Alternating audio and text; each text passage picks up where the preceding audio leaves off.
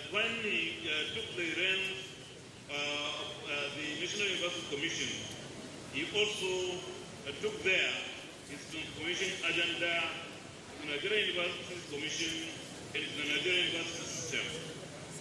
We, those of us that are closely associated with the Nigerian University system, are very much aware of the transformation that has been going on at NUC. However, the general public may not be aware, and there is a need for the general public to be aware so that together we can take the university system to greater heights. It is this, among other reasons, is why we decided to invite Professor Rashid to come and share his views, to let us know what has been going on in NUC, what are the plans about the Nigerian university system, so that together we can work towards improving it. One key aspect that has been there is the blame game between academia and industry. Each side believing that the other is not doing enough, that the industry believing that we in academics have not been doing anything to push industry, and the industry believing that we are not doing much, and we believing the industry is not doing a lot. One area where Rashid has done a lot is try to address this issue. As he keeps saying, it is easy always to agonize. We have all been complaining, but Rashid has been organizing, trying to see what could be done. This is why we are quite, in particular, we know the very close relationship that has existed between the Nigerian Economic Summit Group and NUC and NUS, Nigerian University System, among many other things.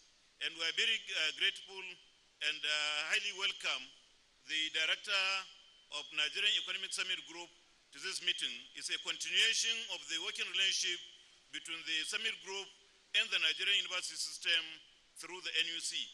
I'm not trying to preempt the presentation by Rashid, but this just to highlight a few of the areas where a lot has been going on silently, and we believe we need to go beyond silence. We need to know what has happened, what could happen, and what we can do collectively to make it happen. So once more, you are welcome to the 35th convocation of Bahrain University inaugural lecture to be delivered by our own Professor Bukar Adamu Rashid, the Executive Secretary of Nigerian Universities Commission. Thank you very much.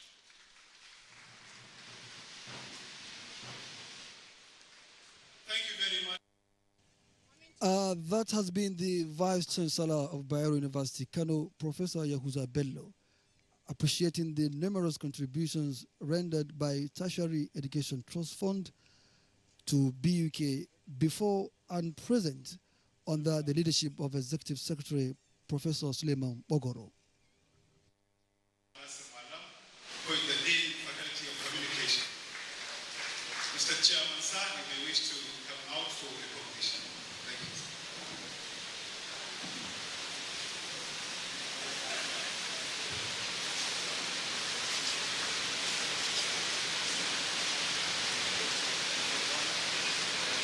The Pro-Chancellor, distinguished ladies and gentlemen, our chairman for today's 35th convocation lecture is a special Nigerian whose name is tied to his destiny with the country.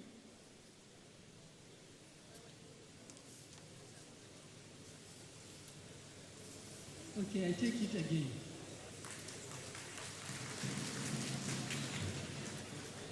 I start again.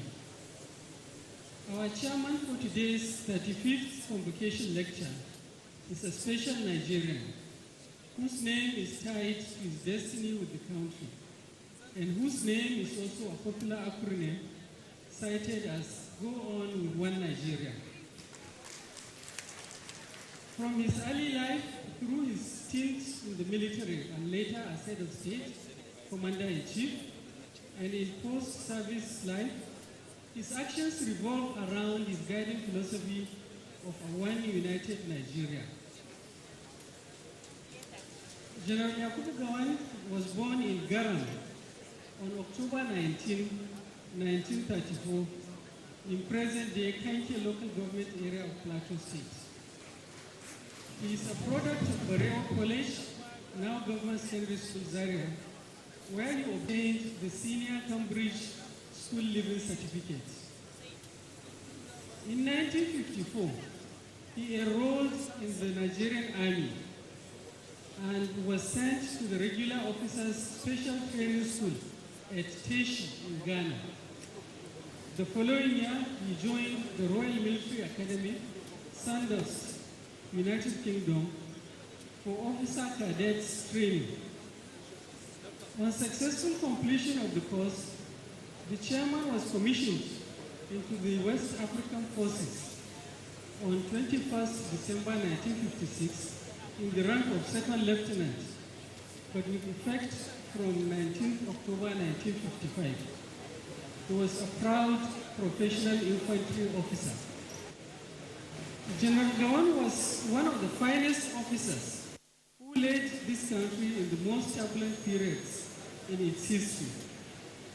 In his years of service in the military, he was speedily promoted and rose to the admirable rank of general in a record time of 15 years.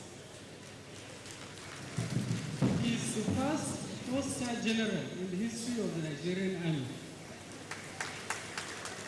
While in the service, General Gowon served in various capacities and challenging appointments as an officer as well as a national leader.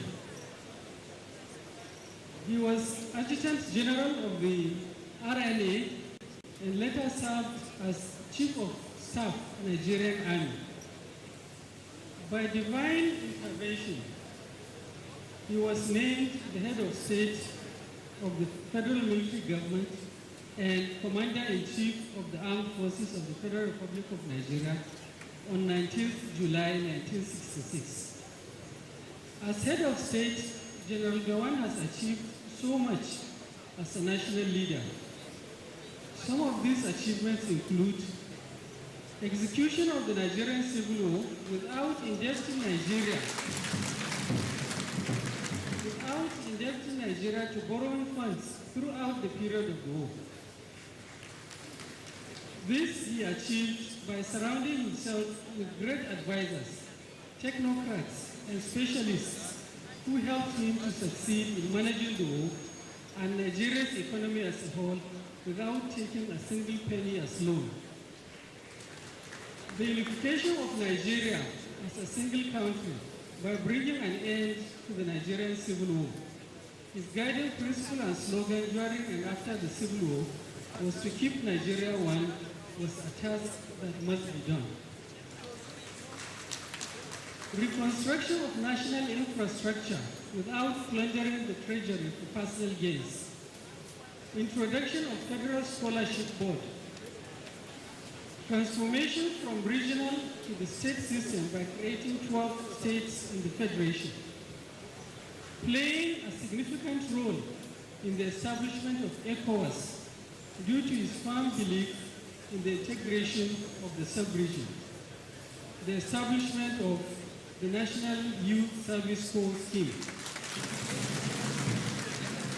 In recognition of his meritorious service, he was decorated with various honors and awards, some of which were Past Staff Course, PSC, Congo Medal, Independence Medal, General Service Medal, Defense Service Medal, National Service Medal, Republican Medal, and Grand Commander of the Federal Republic. Since retirement from public life, General Gowon has been playing the role of father of the nation. It is to his credit that Nigeria is no longer considered the world's most guinea worm infested country. He partnered with his counterpart, former President Jimmy Carter of the United States, to fight the scourge. He visited and mobilized 132 endemic communities. Today, Nigeria has eradicated guinea worm as certified by the World Health Organization. He is also the National Goodwill Ambassador on the elimination of hepatitis in Nigeria, expected to do the same work as done on Gowon. In 1992, General Gowon founded the Gowon Center for National Unity and International Cooperation, which is working on issues of good governance in Nigeria and infectious disease control, including HIV/AIDS, Gowon, malaria, amongst others. Its main objective is to ensure a strong and united Nigeria, free of disease and poverty. He is also the founder of a non-denominational religious group, Nigeria Praise. Today, General Gowon is playing the role of an elder statesman, not only in Nigeria, but in Africa. For example, in 2008, he served as head of ECOWAS Observer Mission at the presidential election in Ghana, head Carter Center Observer Mission in Guinea General Elections in 2010, head Commonwealth Observer Mission in Zambia tripartite elections in 2011, head Carter Center Observer Mission in Liberia in 2011, and head African Union Observer Mission at the parliamentary election in Lesotho in 2012. General Gowon is a member of the Africa Forum, an informal network of former African heads of states and governments and other African leaders designed to support the implementation of the broad objectives of the African Union, AU. The Guardian described him as, in quotes, the last good man standing, end of quote. And in 2013, he was named Leadership Person of the Year 2013. General Gowon was a sportsman. He holds a PhD in political science from the University of Warwick, United Kingdom. He is happily married to Victoria Gowon, and their union is blessed with children. A fierce defender of Nigeria's unity and mankind, it is my privilege, on behalf of the Convocation Lecture Subcommittee, to hand over the proceedings of this rare global leader, a humble, honest, accommodating, caring leader of quiet and calm dignity. Mr. Chairman, sir.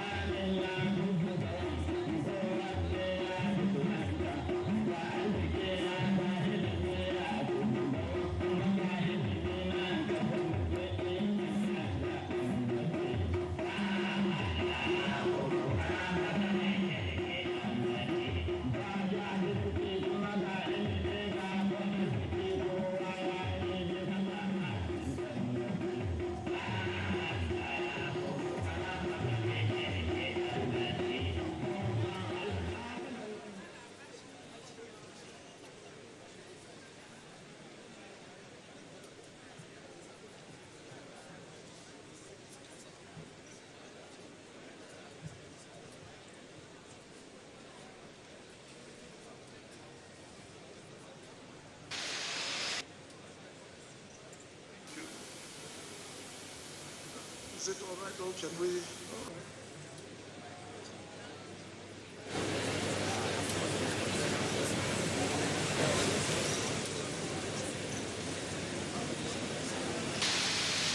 Your Excellencies,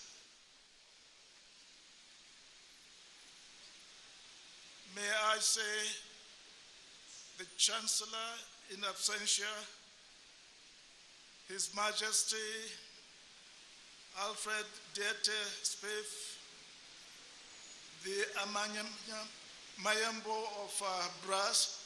Did I get that right? The Amamanyamo? the Pro-Chancellor, His Excellency Professor Ibrahim Gambari, the Vice-Chancellor, Professor Mohammed Yahuza Bello,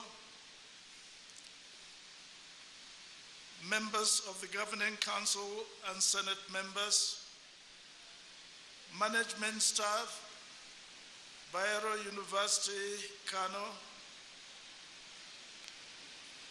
the Executive Secretary, TED Fund, Professor Suleiman Lias Bogoro, our eminent guest speaker, I don't know whether I call him guest speaker, home speaker, Professor Abubakar Adamu Rashid. He is, of course, the Secretary of the Nigerian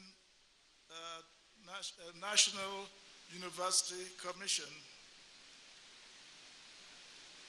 May I recognize all of you learned professors, lecturers,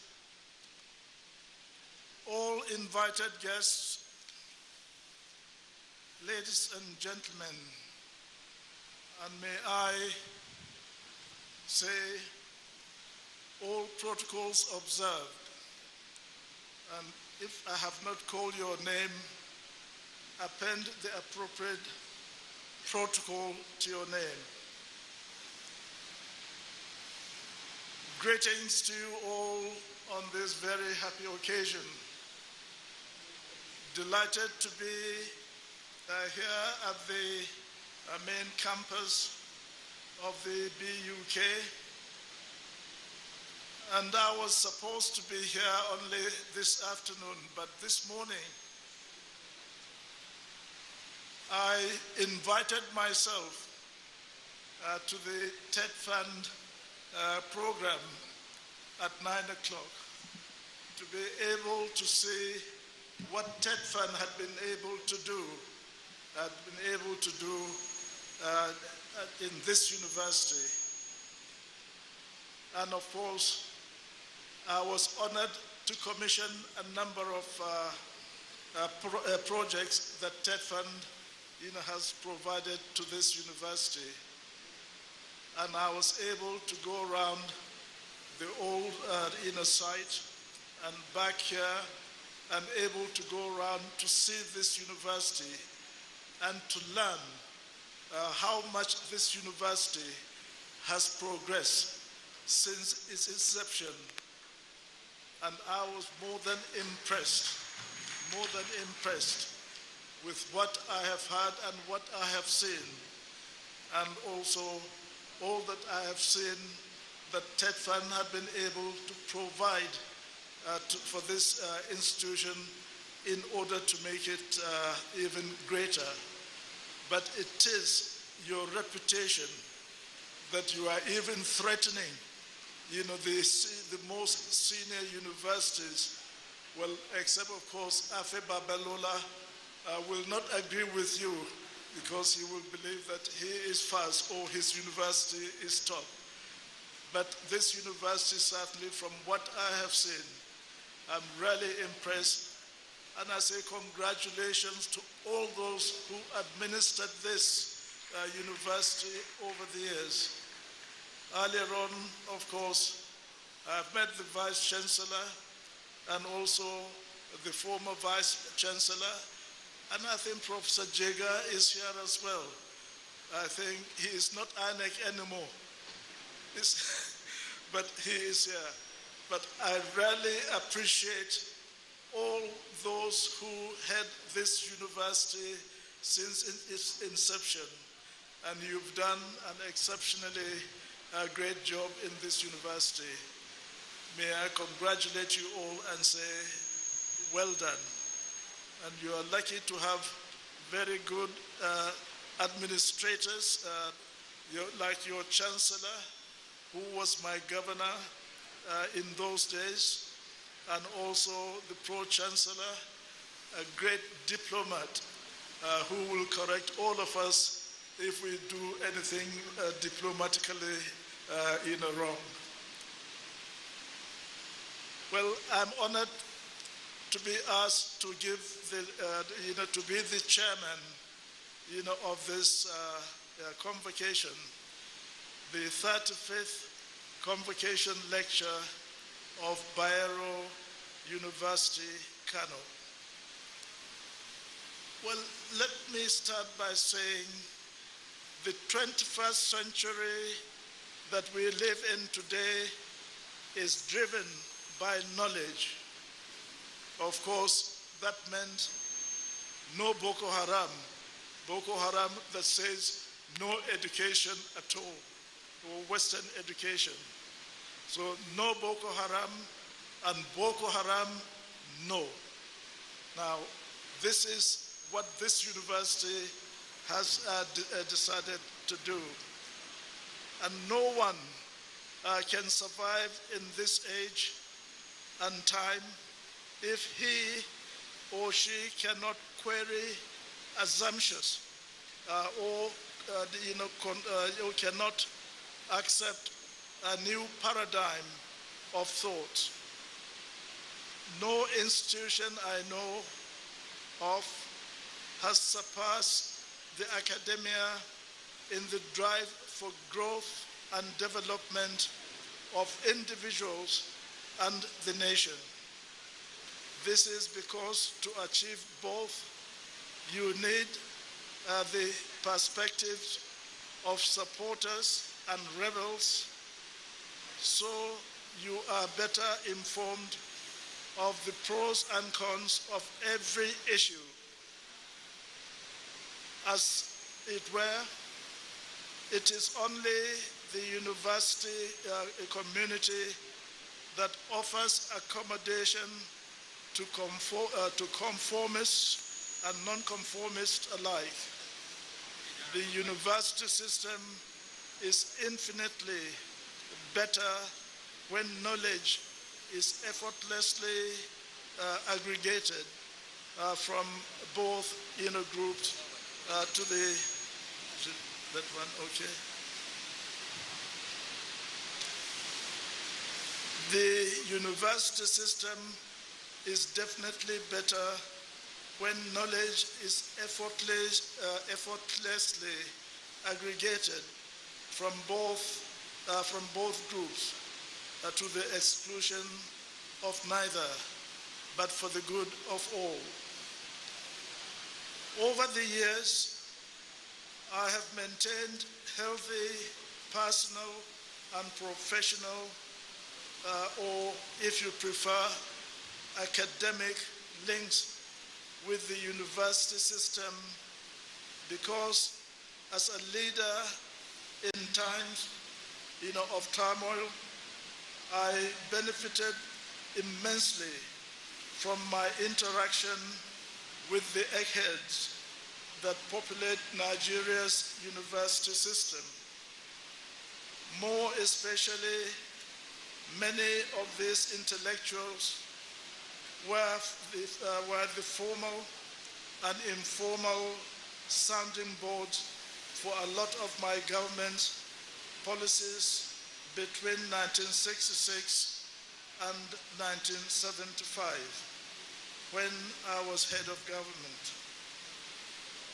The respect that I have for our eminent scholars and permanent secretaries and the challenges of the media as to why and why not did I succeed in governance. This not only informed my pursuit for a university degree and doctoral degree in the 1970s after leaving office, it also accounted for my ready acceptance of your invitation to chairman today's event.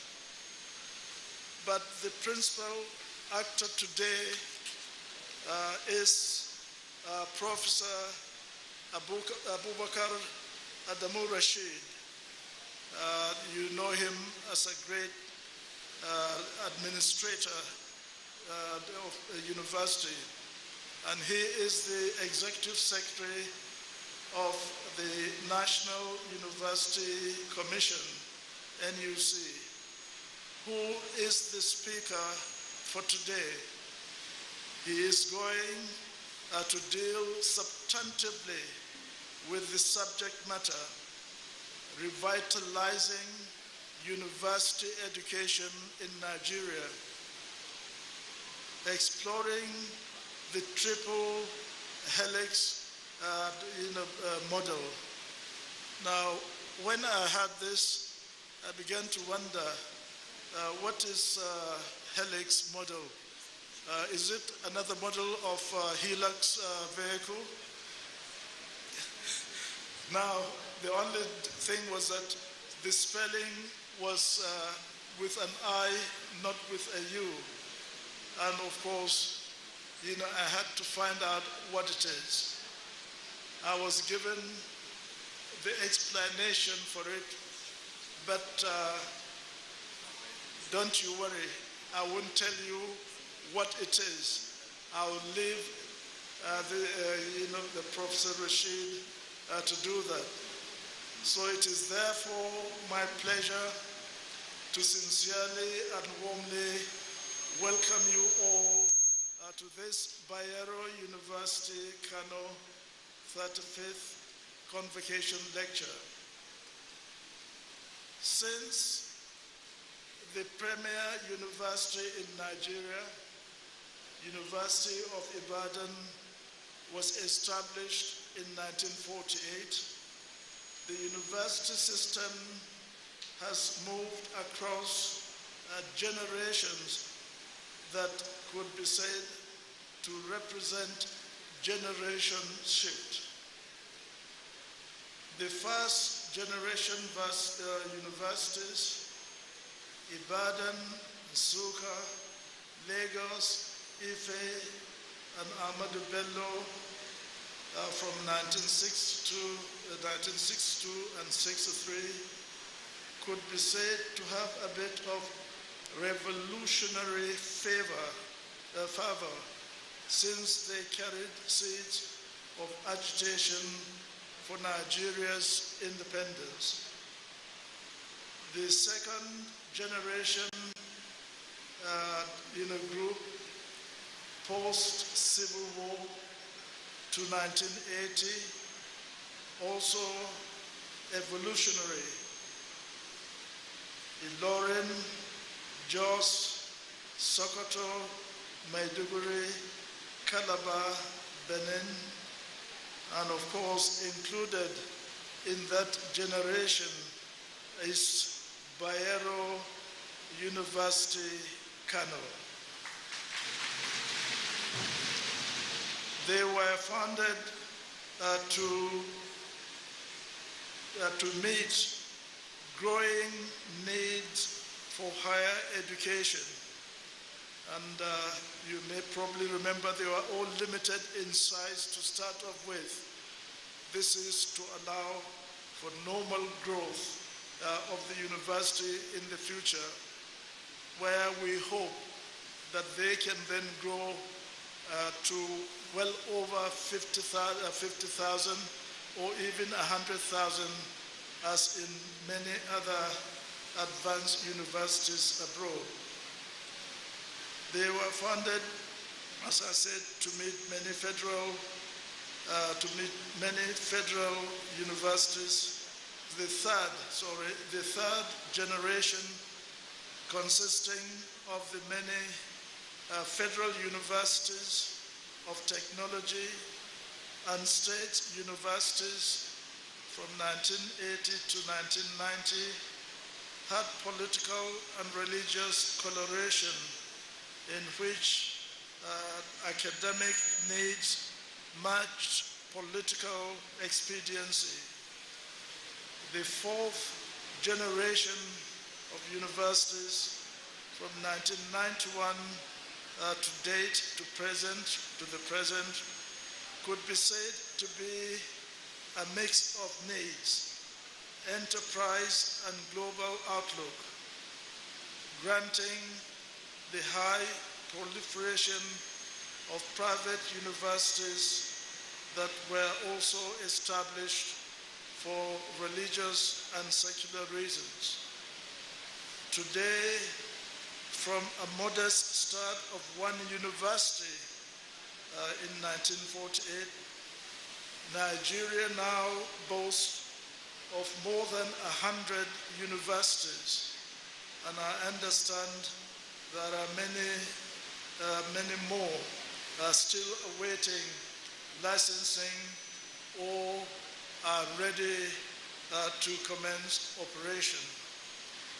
It is growing too fast, and I think too many, and I don't know honestly whether we can be able to really fund all these universities adequately. Even as our universities continue to produce graduates that have done Nigeria proud at the world stage, the country's education system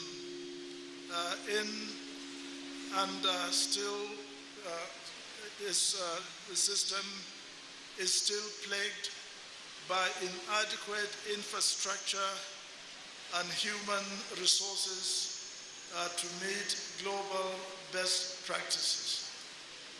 At home, socio-economic problems continue to grow geometrically, whilst actual development only makes arithmetic progression. But is the university system alone to blame for this? I think not. Issues of corruption and insecurity, for example, are largely of character, not learning, are issues that the university can confront alone.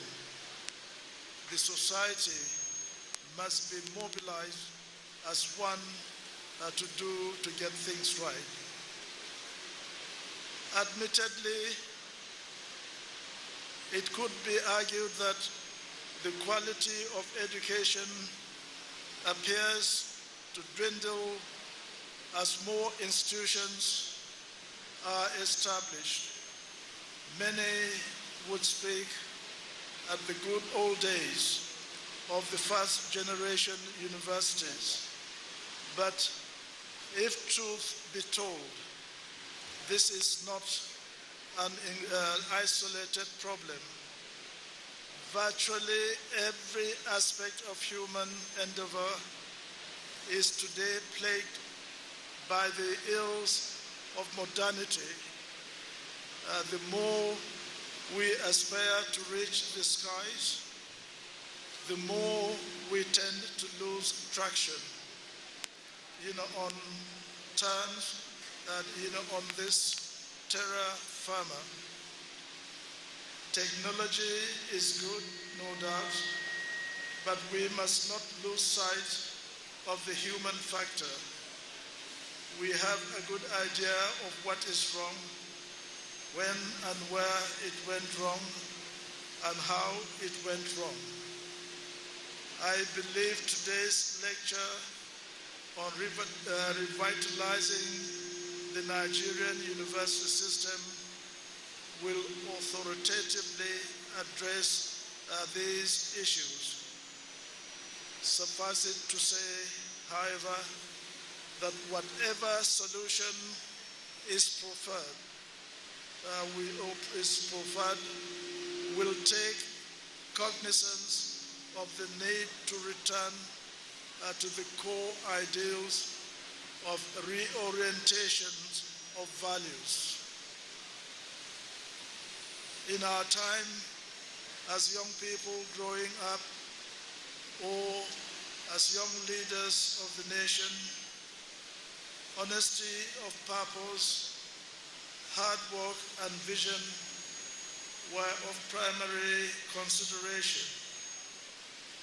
No system that that strives on cutting corners will ever succeed. In an academic system, rigor is rule number one. Promotion of the spirit of inquiry cannot be successful in situations where lecturers teach students to beat the system, where school administrators are more concerned about crass material acquisition, where learners prefer wrong and bad extra-curriculum activities like cultism and drugism. Now this is the word that I call myself, to the exclusion of gaining positive knowledge, and where parents abdicate their responsibility in the mistaken belief that any problem can be solved by throwing money at it. The university system will only be effective when all stakeholders in education, government, universities, private sector organizations, parents, peers, and learners work with common purpose in dealing with these evils. I have learned a lot by coming to this university to hear and see the efforts being made to upgrade the standard of this university. I believe I have said enough to whet your appetite for the main course to come. I would respectfully wish to end here and to say once again, distinguished ladies and gentlemen, permit me to commend the organizers of this lecture for a job well done. You will tell me, why am I congratulating? Because you haven't heard from the main speaker, but because I know you agree with him. He's really headed this university and has done exceptionally well. And I know what he's going to tell us certainly would be something good that need to be congratulated in advance. So I wish to enjoin us all to sit back and enjoy the presentation by Professor Abubakar Rashid, because it is now your turn. Professor Rashid, it is your turn. Yes, you've got to explain what this helix is. I thought it was helix, you wanted us to have more helix in cars, but now you can see how things have advanced. We never knew about this helix thing during our time. Thank you all. Enjoy the day. Thank you. Thank you.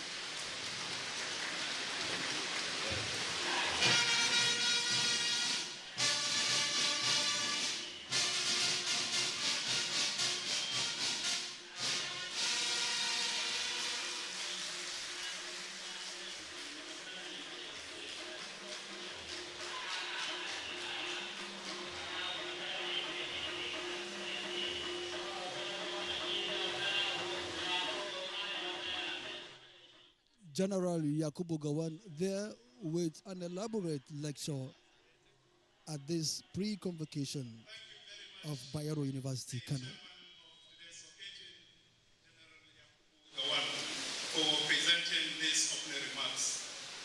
You are indeed one of the distinguished Nigerians who have made enormous contributions to the country's integration, cohesion, peace, and development. May we give him another round of applause for this presentation. The next item on the agenda is presentation of the lecturer to be performed by the Dean School of Postgraduate Studies, Professor Umar Pati. The guest lecturer, sir, you may wish to come forward for the introduction.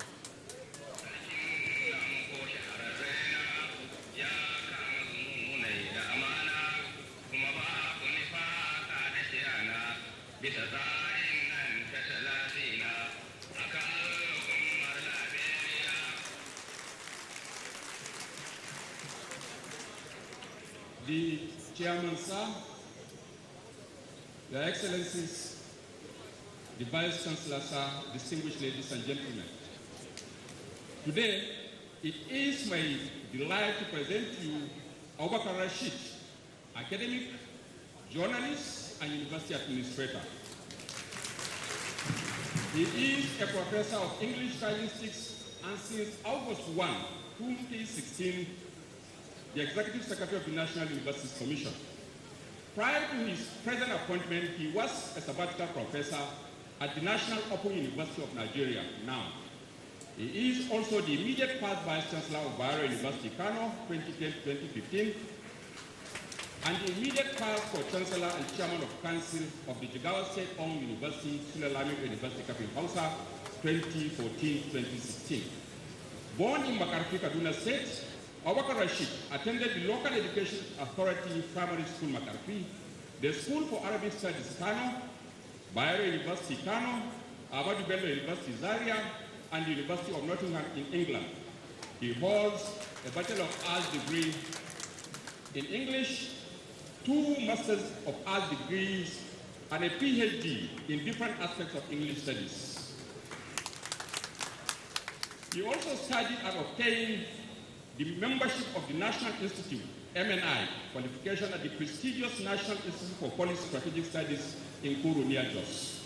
He has received further trainings in leadership and professional development from several universities and think tanks around the world, including the Harvard Business School, the Harvard Graduate School of Education, the Council for Higher Education Accreditation in Washington, D.C., and the Said Business School at the University of Oxford.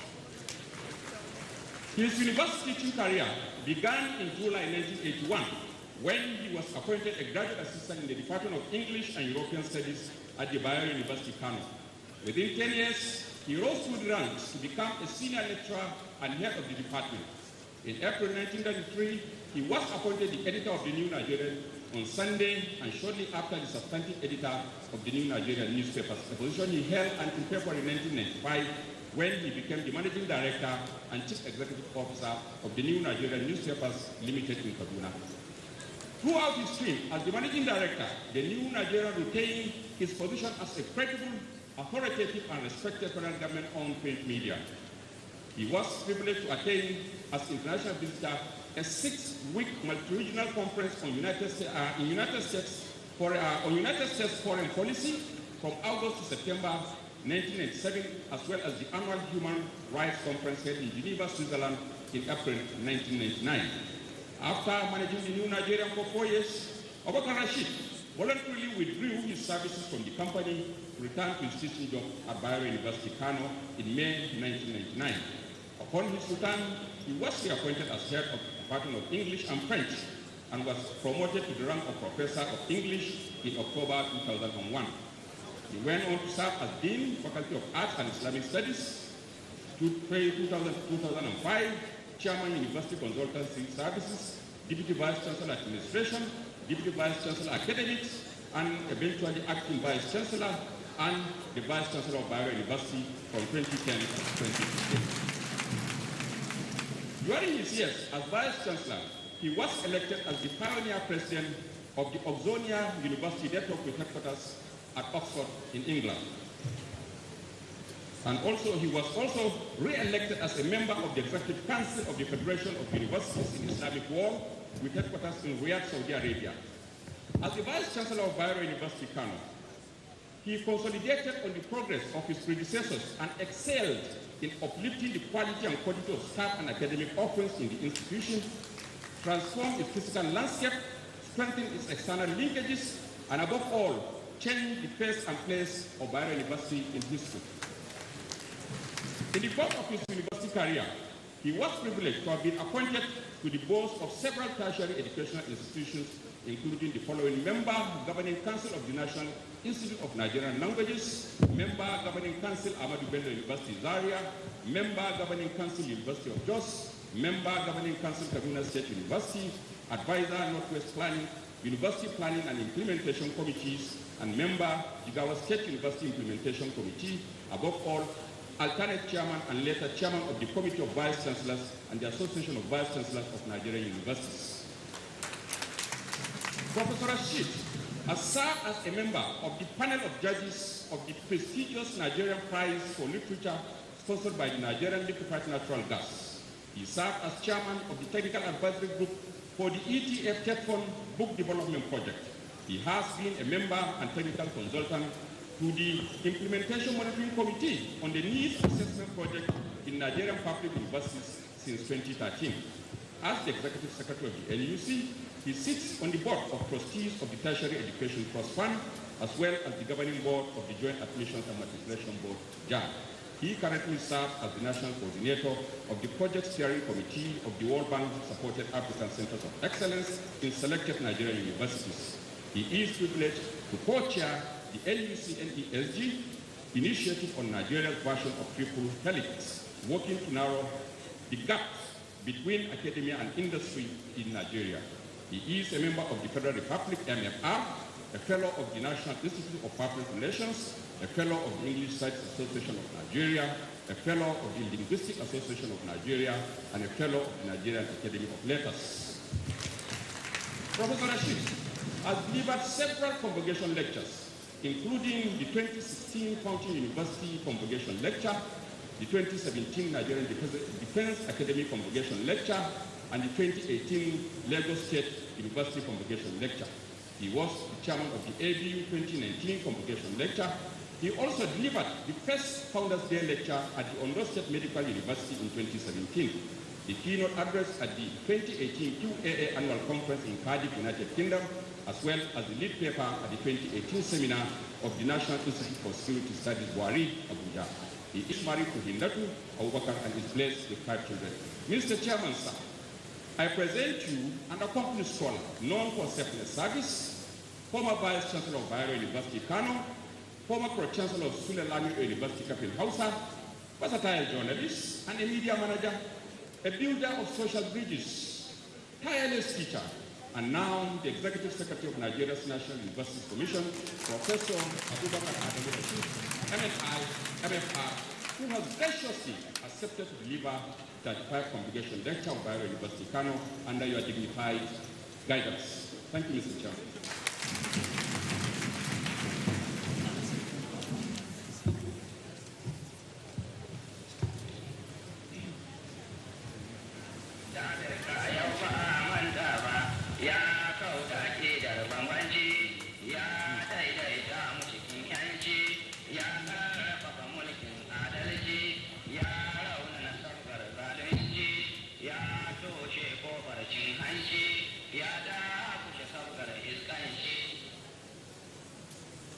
The Chairman, the Venerable General Yakubu Gowon, GCFR, Elder Statesman and former Head of State, the Pro-Chancellor and Chairman of Governing Council of Bayero University, Professor Ibrahim Gambari, the Vice Chancellor of Bayero University, Kano, Professor Yahuza Bello, the Executive Secretary, Tertiary Education Trust Fund, Professor Suleiman Elias Bogoro, my bosses former Vice Chancellors of Bayero University, Kano, Professor Emeritus Ibrahim Umar, Professor Emeritus Ambassador Dandeta Abdul Qadir, Professor Atahiru Jega, my immediate boss,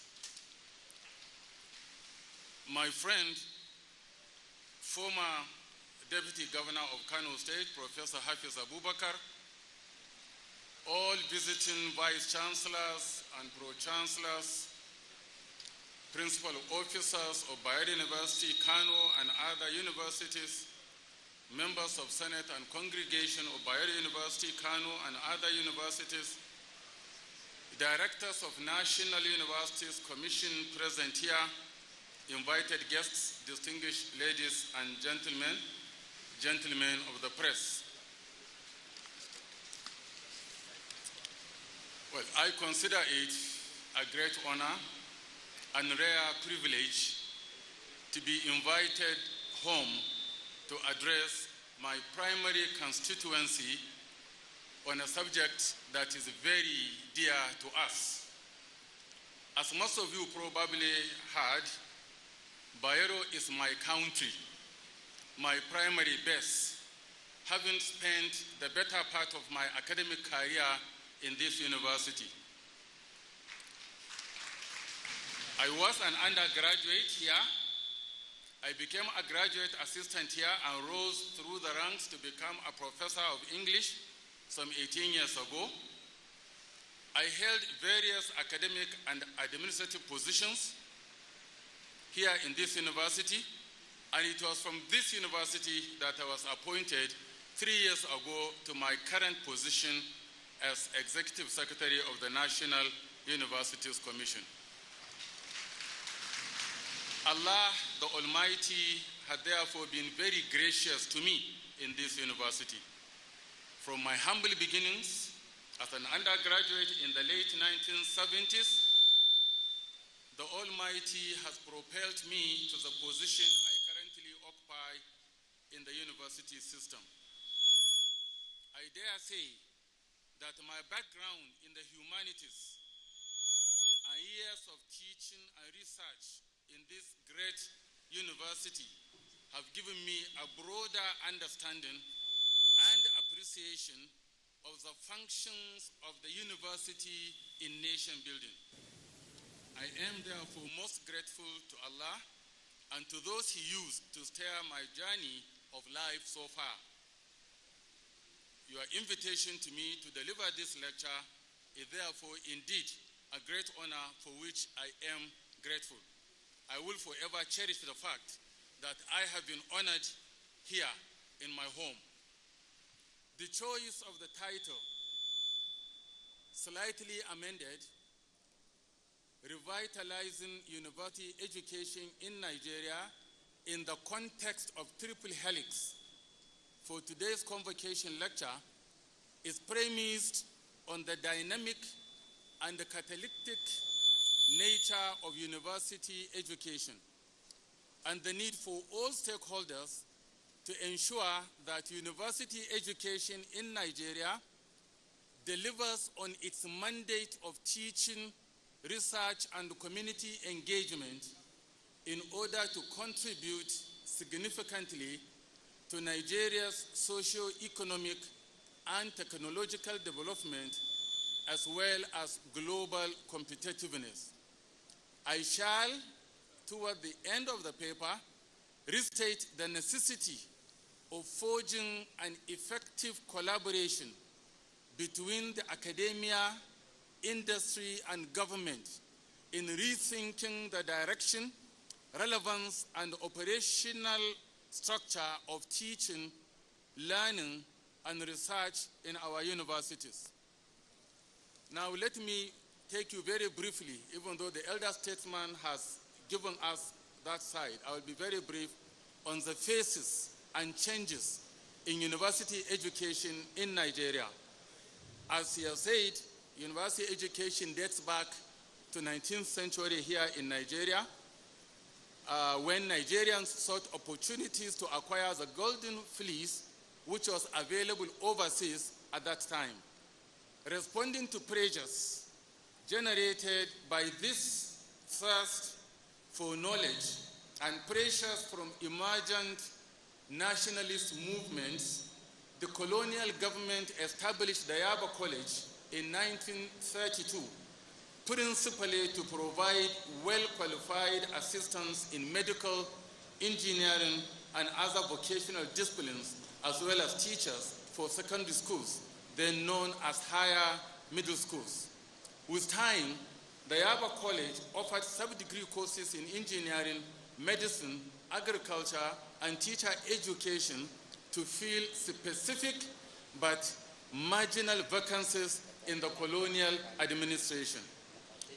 The restricted scope of Yaba College, the increasing demand for skilled manpower, and the unrelenting pressures on the colonial administration forced the British government to set up the Elliott Commission in 1945.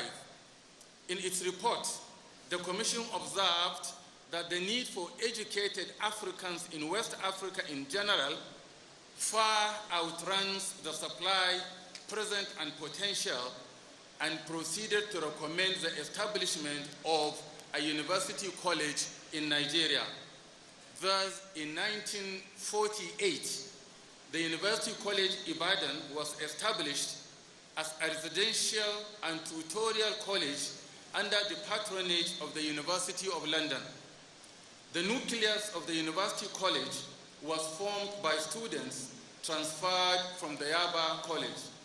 Thus began what has today become the largest educational industry in sub-Saharan Africa. By 1949, technical education was commenced to meet the emerging requirements of the colonial economy in the spheres of commerce and industry in Nigeria.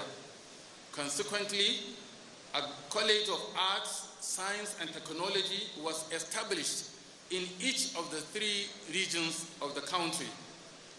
Zaria in 1952, Ibadan in 1954, and Enugu in 1955. These institutions were to provide technical education that was qualitatively different in character and content from university education. It also comprised professional disciplines such as secretarial studies, land and estate management, teacher certificates, accountancy, administration, pharmacy and engineering, all leading to award of diplomas. The bedrock of the expansion of higher education in Nigeria could be appropriately attributed to the setting up of the famous Ashabi Commission in April 1959 with a specific mandate to explore the form and nature of higher education needs in Nigeria in the wake of the country's independence. The report of the Ashabi Commission gave rise to what has now become the first generation universities in Nigeria. The University of Nigeria in Nsukka was the first to be established in 1960. The University College Ibadan became a full-fledged university in 1962. The Zaria College was transformed and renamed the Ahmadu Bello University Zaria also in 1962, while the University of Ife, now Obafemi Awolowo University, was also established in the same year by the Western Regional Government. I must state here, however obvious it may have become, that the findings of the Ashabi Commission disregarding balance in the structure and geographical distribution of university education led to the establishment of yet another university in 1962, and that is the University of Lagos. 8 years later, the University of Benin was established as the 6th university in Nigeria. In 1975, the federal government decided to take over the regional universities in Zaria, Ife, Nsukka, and Benin, as well as establish new ones. The university colleges at Calabar, Jos, Maiduguri, Ilorin, Port Harcourt, and Kano, established in 1975, became full-fledged universities in 1977. The University of Sokoto, now Usman Danfodio University, was established from the scratch during the same period. This is a brief history of the 7 second-generation universities of Nigeria, of which Bayero University is an accomplished member. Although the federal universities had increased in number, by 1975, the existing ones did not in any way meet the increasing demands for access to university education in Nigeria. Hence, states found the need and justification to establish their own universities. Rivers State blazed the trail in 1979 with the establishment of the Rivers State University of Science and Technology, Port Harcourt. In due course, private university education in Nigeria became a reality when the first 3 private universities were licensed to operate in 1999. Today, as I speak here, Nigeria has a total of 173 universities, comprising 43 federal, 51 states, and 79 private universities. The investments made on universities were overwhelmingly accounted for by the state, a fact which makes it correct to characterize the Nigerian higher education system in the period from 1970s to the end of 1999 as belonging to the public sphere, one that was almost exclusively driven by the revenues accruing to the Nigerian state. With the advent of private providers of university education, the picture has begun to change. In a nutshell, Mr. Chairman, sir, the university system in Nigeria has undergone 5 major changes or stages. First, the manpower or skill substitution stage, and that is to cater for the needs of the newly independent Nigeria. Secondly, the economic response stage, and that is to meet the needs of an expanding economy. Then the democratization stage, and that is to meet the universal demand for university education. Fourthly, the political response stage, and that is to meet the yearnings for state universities, basically to close the gap left by the federal universities. Finally, the privatization stage, which is fueled by the inadequacy of public universities to meet the huge demands for university education. It is remarkable that from one private university 20 years ago, Nigeria now has almost as many private universities as the public ones. Then I take us very briefly to what I call the revitalization agenda.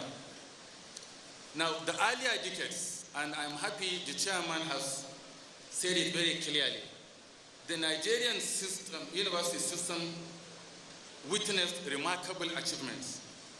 Graduates from the system were reputed nationally and globally for skills that placed them high up on international scales of evaluation. Research outputs from the system were adjudged highly impactful in solving national, regional, and global challenges. In the last 3 decades, however, the Nigerian university system has begun to experience a disturbing decline. Between the establishment of the University College Ibadan in 1948 and the oil boom period of the early 1970s, Nigerian universities were at par with the best in the world. Graduates of these universities were highly regarded and were afforded unconditional admissions to postgraduate programs anywhere in the world. Things took a turn for the worse as oil prices tumbled in the late 1970s, and Nigeria was forced to reorder its economy and adopt austerity measures to keep afloat. For nearly 2 decades, and that is from the mid-1980s to the end of 1999, the Nigerian university system was on a free fall. Funding became increasingly inadequate, and critical infrastructure were in state of disrepair and short supply. Perhaps more damaging was the fact that the incomes of university teachers were not significantly reviewed during this period to cope with the nation's inflationary trend. The result was that most of our universities became theaters of corporate and individual poverty. Lecturers left in droves to seek economic solace elsewhere, such as South Africa, the Middle East, and even Ghana. It was a period in which the academic trade unions coined the apt slogan, "My take-home pay cannot take me home," and pasted it strategically on the doors of many lecturers across the country. The Academic Staff Union of Universities made spirited attempts to draw the attention of successive military governments to the plight of universities, but they were implacable, often interpreting the agitation for improved conditions as subversion or undue radicalism, constituting threat to national stability and interest. It was a period in which us, or its predecessor, was routinely banned and unbanned. With the return to democracy in 1999, however, ASU has had greater latitude in using its labor powers to draw attention to the plight and decay of our universities. In the last 20 years, university funding, salaries, and the conditions of service have been reviewed and improved. Yet the situation was such that with the establishment of more public universities, with increasing demands and yet grossly inadequate funding, the prospects of qualitative transformational university education in the country remained blighted. In 2016, the federal government made a commitment to reverse the decline with a manifest determination to accelerate the efforts in this direction by building on the efforts of previous administrations. This new directional change motivated the then Minister of Education, Malam Adamu, to lead the drive of the ministerial strategic plan, which began the process of developing a blueprint for the country's education system. Following Q, in January 2018, the National Universities Commission, under my direction, inaugurated a strategy advisory committee to provide the necessary guidance in the reform process. The committee, which is composed of some of Nigeria's most distinguished intellectuals, features distinguished Professor Peter Otubokola as chairman, with our own Professor Atahiru Jega, Professor Emeritus Nimi Briggs, Professor Rukayetu Ahmed Rufai, Professor Michael Fobarage, and Professor Gambola Rabah Abdullahi, and late Professor Aize Obayan as members. This committee is backed up by some NUC directors as internal members and has been the engine room of our efforts to revitalize university education in Nigeria. The first major assignment undertaken by the committee was to develop a blueprint to guide the reform process. The development of the blueprint was anchored on an extensive multi-stakeholder paradigm. Inputs were sought from students, parents, teaching and non-teaching staff, vice chancellors, chairpersons of councils, and a miscellany of other stakeholders. A three-pronged approach was used for data gathering. It took off by determining and ranking the challenges that currently impede university system in this country. It painstakingly identified practical and sustainable solutions to the challenges. A thorough scrutiny of the system by these multi-stakeholder strategies revealed some of the key challenges facing the Nigerian university system, which require urgent reforms, such as 1, paucity of facilities for teaching, learning, and research, inadequate funding, deficit in the quality and quantity of teaching manpower, including the quality of professors, governance deficit, including stemming the tide of strikes, depressed quality of graduates, inadequacy in access, deficiency in research and postgraduate training, academic corruption and other social vices, promoting ICT-driven universities, fostering skills development and entrepreneurship, and gender issues. On the basis of the foregoing challenges, the advisory committee reached some requisite consensus with stakeholders on the following strategic goals for us to achieve. And that is, by 2023, that is to say in the next 5 years, access to university education should have increased by a factor of 20% over the 2018 figures. Now, currently we have total enrollment of nearly 2 million students in the entire 173 universities in the country. But the annual admission quota is about 500,000. That's what normally all these universities admit. So our hope under this revitalization plan is that by the year 2023, this should increase by 20%. So instead of 500,000, we should be taking 600,000. When I was discussing this, some people say, no, it should be much higher. I say, no, we are not just concerned about access. We are concerned about quality also. Quality.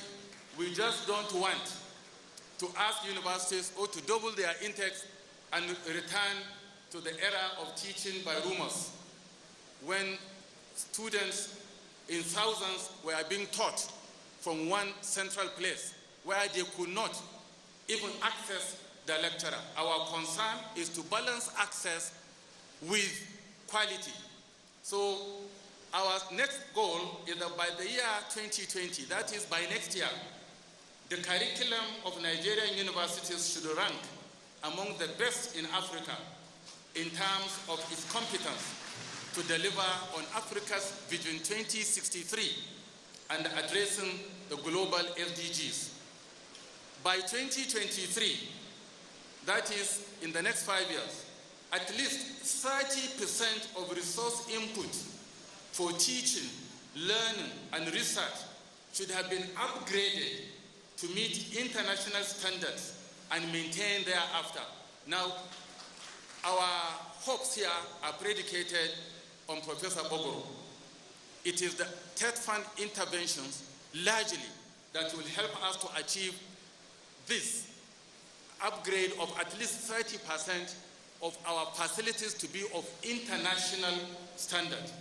By 2023, the gap in the number of teachers needed in the Nigerian university system should have been reduced from 30% to 20%. In other words, as of today, only 70% of the needs, the teachers' needs, the teaching needs of our universities are available. We have 61,000 academics in Nigeria as of today. But normally we require, by our calculations in NUC, given the current enrollment level, we should require over 90,000 academics. So we hope in the next 5 years to get additional 10,000 academics to join. Again, Some people say, why not double it? I say, it's not easy to produce a university lecturer. A university lecturer in the NUC's reckoning is one with a PhD. Getting a PhD, you cannot get it. Mostly, you know it better than me. Many people take a minimum of 10 years to get a PhD. And if we are all to go abroad, it will not be possible.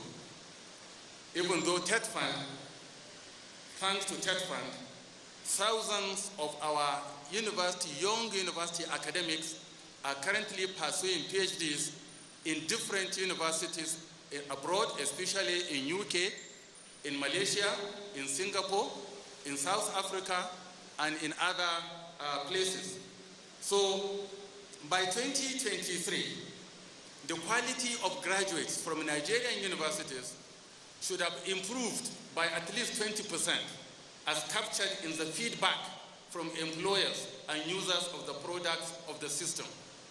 By 2023, scholars in Nigerian universities should be amongst the best in productivity as measured by national and global productivity standards, as reflected in their relevance to solving Nigeria's socio-economic challenges. By 2020, and that is just by next year, NUC should have introduced enforceable minimum standards in university governance to ensure at least 10% efficiency in the university system. We can tell you, major problems confronting our universities today is the issue of governance, whether public or private, but more so in the private universities. Actually, in the next 2 weeks, I think, 39 different teams headed by professors are moving around the country to visit 78 universities to interact with the administrations to report back to NUC on their findings about the governance structure of these universities, from which we hope to formulate some policies regarding governance. By 2020, the incidence of academic corruption in Nigerian universities should have reduced by at least 10% and progressively decline henceforth. Now, I'm sure this has already started. You know very well that in the last 2 years, 1, 2, 3 years, a lot of noise has been made about one aspect of the corruption, and that is what they call sexual harassment or sex for marks.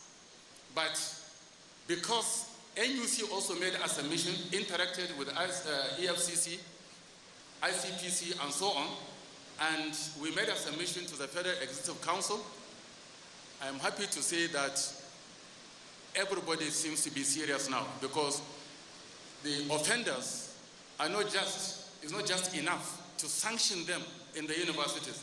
They also have to be sanctioned by the courts in this country. So by 2020, a sustainable funding model should have been approved at all levels and implemented via appropriate instruments of federal and state governments. And finally, by 2020, that is by next year, NUC itself should have been restructured and empowered to deliver better on its regulatory functions.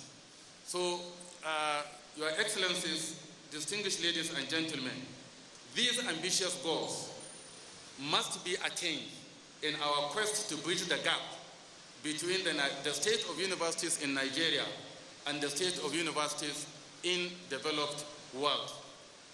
Now, to achieve this, a number of steps have already been undertaken.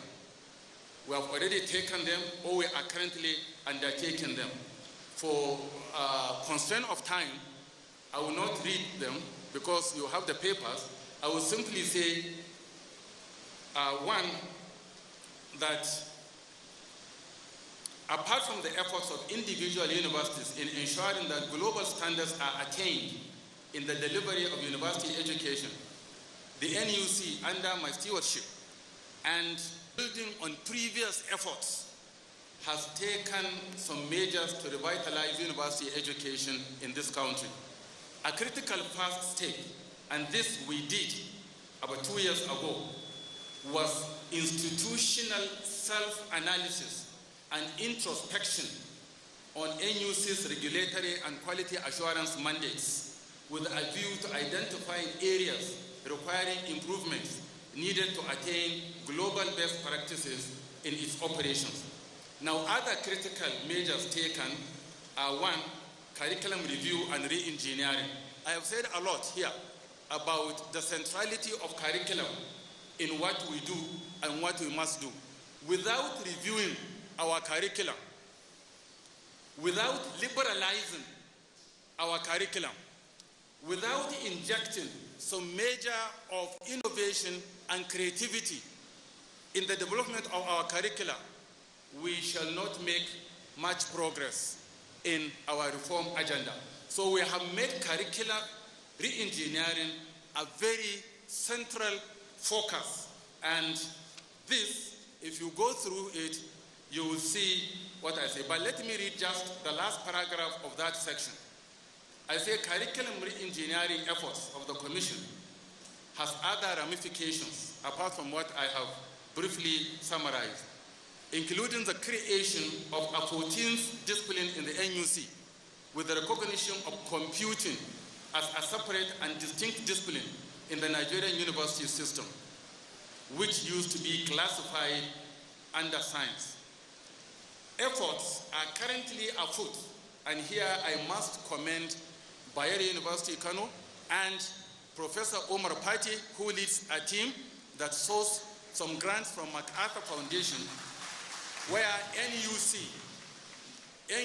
is now working professors in the field of communication, the unbundling of the discipline of communication to introduce independent degree programs in traditional media, in social media, in broadcast journalism, in print journalism, in film production, in public relations, in marketing communication, and in media studies. In a related frame, proposals are also being developed currently for the establishment of a university-wide faculty of creative arts to give the creative and cultural industries curriculum base to fulfill the nation's revenue diversification drive through the arts. You see, this is a very important situation. I know we have all been carried away, justifiably, by science and technology, and we ignore the creative arts and the humanities. Now, even the Western world is reviewing this. That's why the term STEM, science, technology, engineering, and mathematics, is now being amended to become STEAM, to introduce arts in the middle. And so NUC is now trying to introduce the discipline of creative arts with degrees in animation, in photography, in architecture as a creativity, not as a science. Architecture as a product of imagination, unhindered imagination, and so many other creative arts that we feel in this country. Actually, many people we have been interacting know that one very important Nigerian came to me and requested for my understanding that he would like to establish a university for the creative arts in Lagos. And I welcomed it, and he was surprised. I said yes. He was very happy. He said, if we approve that university and he starts quality degrees in the field we have mentioned, including film making, TV production, animation, cinematography, architecture, and so on, he promised me that no graduate of his university will require a government job in this country because of the prospects of this. By the same token, the architecture discipline is currently being reviewed, and in early July, we are going to hold a round table with specialists and practitioners in the field of architecture to repackage the program as a faculty comprising departments such as interior architecture, landscape architecture, urban design, enterprise architecture, and naval architecture. So the second area we have been working on is the area of teaching and learning. And as you are aware, teaching and learning, or teaching, is one of the cardinal strengths of the tripartite mandate of the university, any university. And we are a bit disturbed because we believe that the structure and the nature of teaching in Nigerian universities is still too traditional. And in order to catch up, to measure up, we need to inject the teaching and learning with more modern methods, technology mediated and pedagogy inspired. And I have said a lot about what we are doing and what we hope to do in trying to get critical skills such as pedagogic approaches, things like handling the large classes, integrating new technologies, assessment and feedback, reflective practice, supporting individual student needs, creating inclusive teaching environments for all categories of students, including those with disabilities, and so on.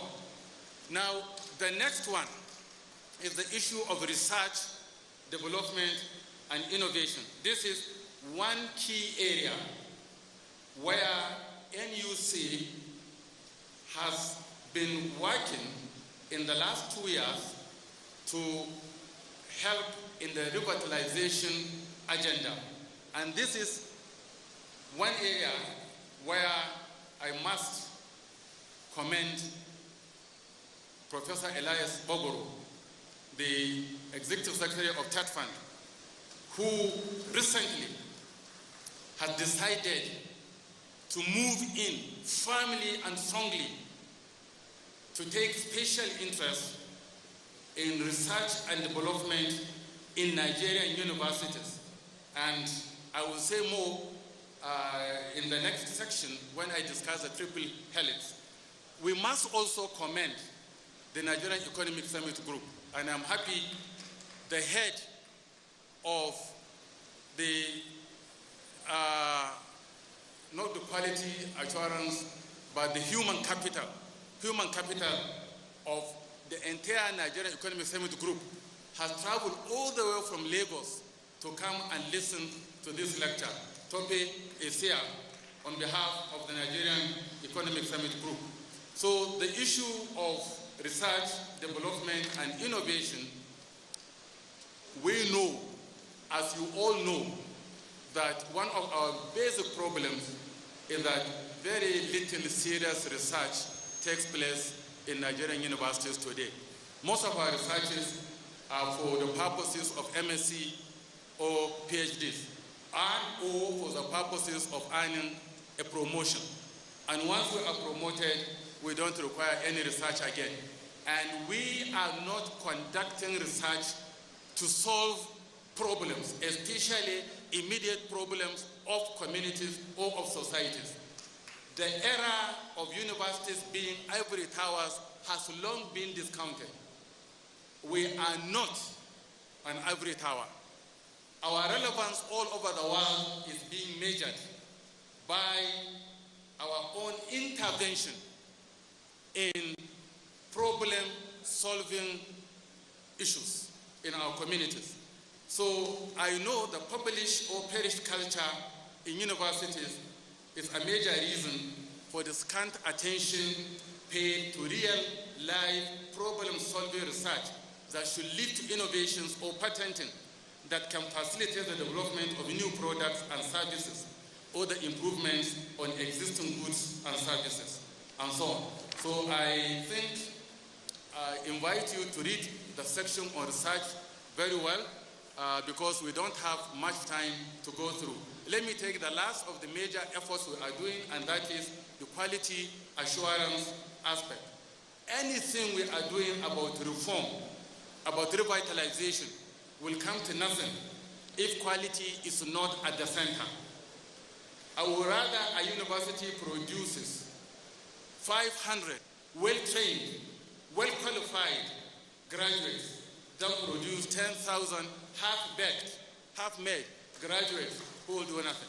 So quality is very, very important, and I have mentioned here the efforts NUC has been doing, our collaboration with the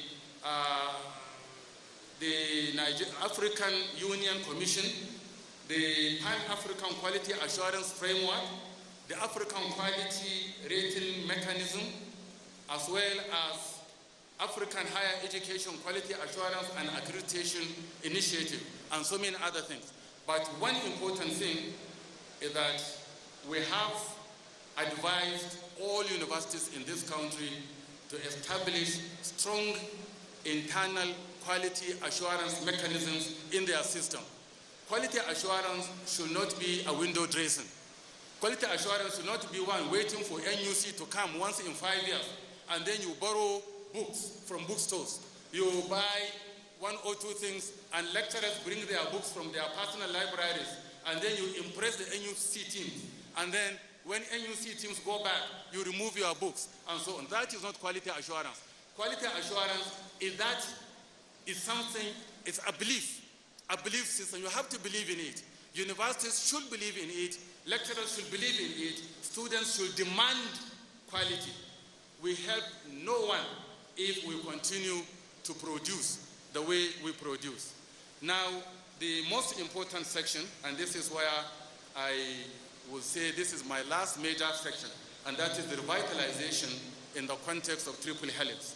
Your Excellencies, distinguished ladies and gentlemen, our revitalization project has been conceived and is being implemented within a broader context of academia, industry, and government collaborative sphere, or what has technically come to be referred to as the triple helix model.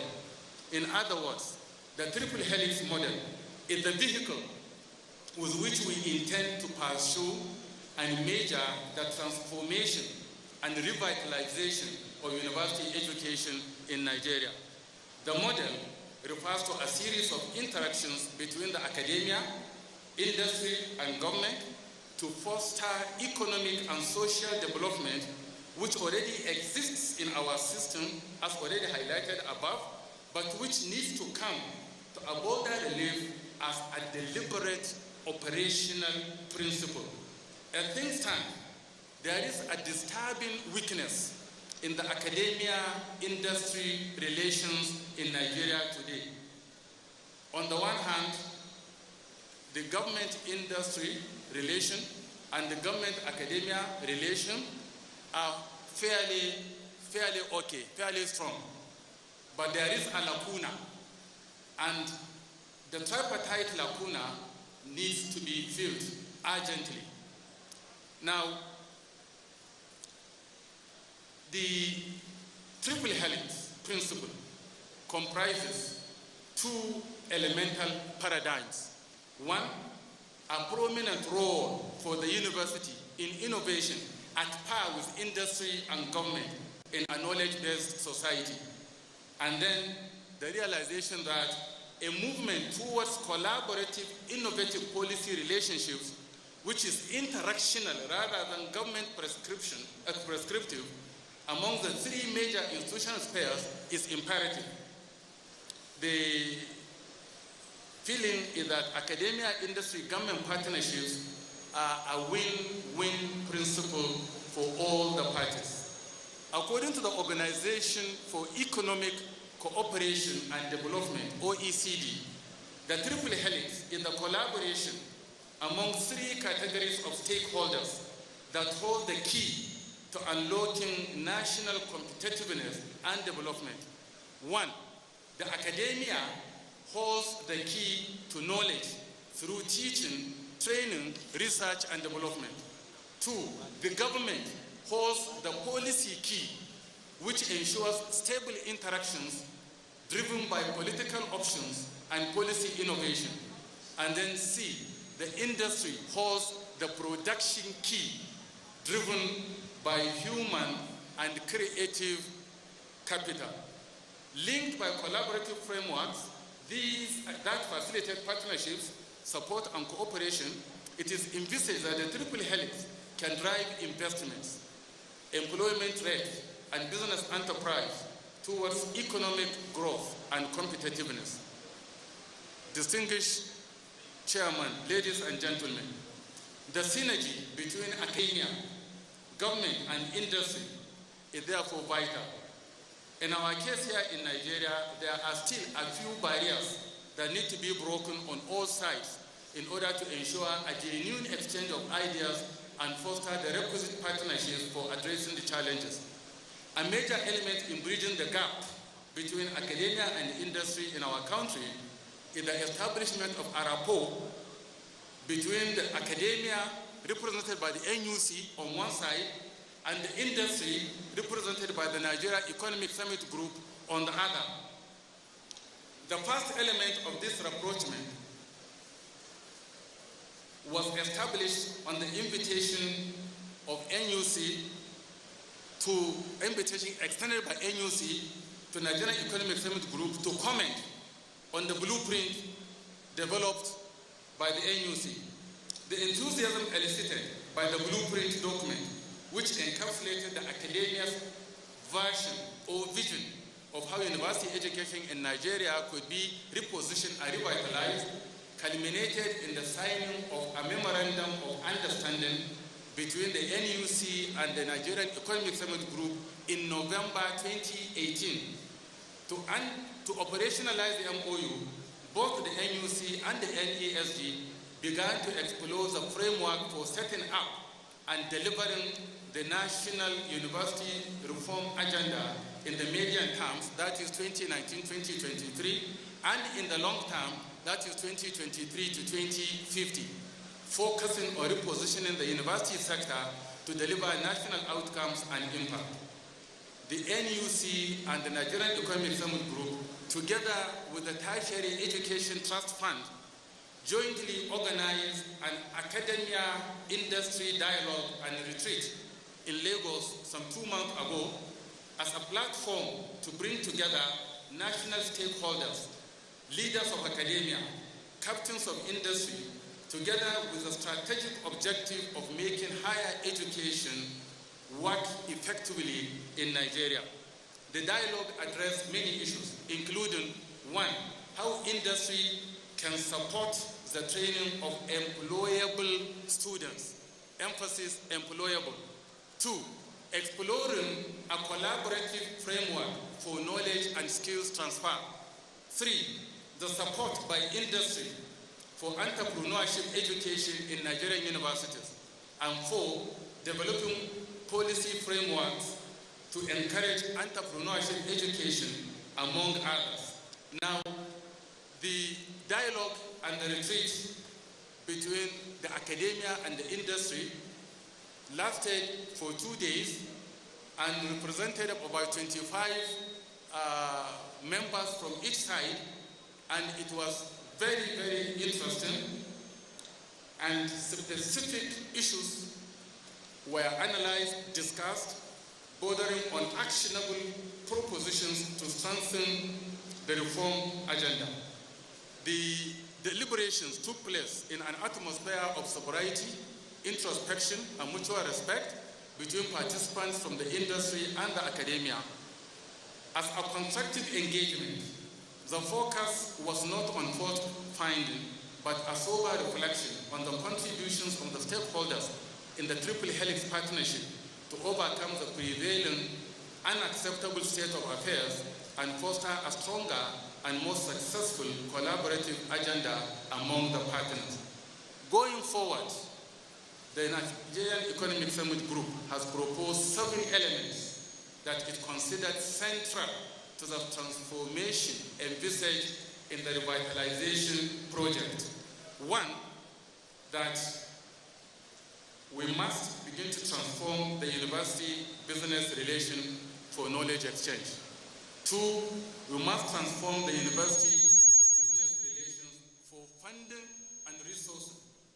3, we must develop entrepreneurship in teaching and learning by creating the innovation and industry practice bias. 4, universities must pivot to compete as international institutions, deploying international benchmarks, but deeply rooted in the national and local demand requirements. And then 5, we must re-engineer the university system to drive incentives for research to innovation and teaching to industry practice. 6, pivoting the university system from mere intellectual heavens to becoming innovation heavens, where the impact is measured by the capacity to transform the social economy and the environment. And finally, upgrading the leadership and governance architecture to create a talent pipeline in the university system of the country's most competent, integrated, and entrepreneurial academic leaders. Distinguished ladies and gentlemen, some of the recommendations of the academia industry dialogue during that retreat, which constitute building blocks for us, include 1, I will only mention the headlines, re-engineering the entrepreneurship curriculum. Now, here, it was agreed in Lagos that as a matter of urgency, NUC must correct the misconception of the entrepreneurship studies or the concept of entrepreneurial university by Nigerian knowledge communities, that we got it wrong in NUC. And to move forward, we must correct the misconception. And that is also under this, to say the NUC must review the entrepreneurship curriculum with an emphasis on behavioral science, problem solving rather than skill acquisition, as against the current practice of business science. The second issue as a way forward is the improvement in pedagogy, teaching, and the learning environment. The next is the issue of proper national planning based on reliable data, which must be put in place through the collaboration of the academia, industry, and government. 4, improved funding for research and development. And here, this is, I say, the fastest way to getting Nigeria on the path of knowledge economy. In the global knowledge society in which we live today, excellence and success are defined not in terms of the natural resources one possesses, but in the way one develops new ideas and how one recombines them into a new brand or product or service. In other words, economic progress belongs to those societies that invest heavily in the production of knowledge through deep, orderly, and well-coordinated research and development activities. The federal government, we advise, should prioritize research funding to drive national economic development and growth. The government should professionalize and operationalize the National Research Foundation to bring the national strategic research agenda in concert with the government's long-term national development vision. In this regard, the TED Fund, under its current Executive Secretary, Professor Oguru, must be commended for putting several initiatives in place to support research and development in Nigeria's public universities. The Nigerian Economic Summit Group also must do more now to prick the conscience of its members to start investing heavily in research in Nigerian universities, as is done or as they do in foreign countries and in foreign universities. Conclusion. Your Excellencies, distinguished ladies and gentlemen, revitalizing our universities is a task that must be done. Apologies to the original author of that, General Yakubu Gowon. Revitalizing our universities is an imperative task if Nigeria is to succeed in becoming a knowledge society. Our universities, as I have argued earlier in this paper, are at crossroads. After the initial 3 decades of global competitiveness, we have begun to crawl behind the best universities in the world. It must be stated clearly that this is as much a task for the NUC as it is for our universities. Indeed, the greater responsibility for this restoration project rests on the shoulders of individual universities with their expedient compulsion to etch their individual character and specialism within the denominator of NUC as regulating agency. It is therefore imperative for university administrators in the country to imbibe a new paradigm involving deeper symbiotic relation with industry and government so as to create multiple platforms for effective learning, research, and community service. Nigerian university system, and indeed Nigeria, stands to benefit tremendously from the strengthening of the partnership between the academia, industry, and government. Universities alone cannot create a knowledge economy.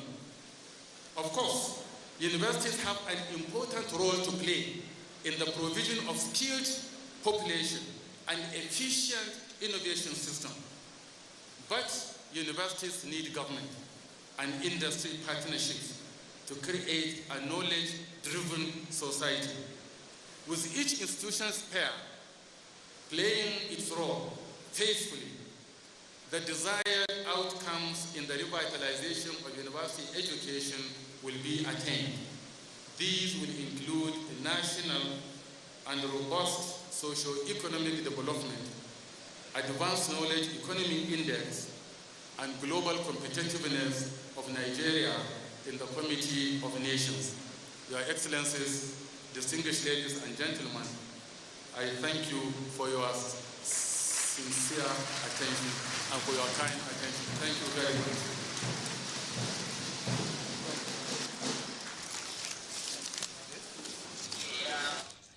Indeed, the theme of this pre-convocation lecture is well selected, where the speaker traced the history of universities and the role they played in the development of education in the country. And that was Professor Abubakar Adamu Rashid, the Executive Secretary, Nigerian Universities Commission. I'm sure viewers by now understand what the triple helix principles means as identified by Professor Adamu Rashid.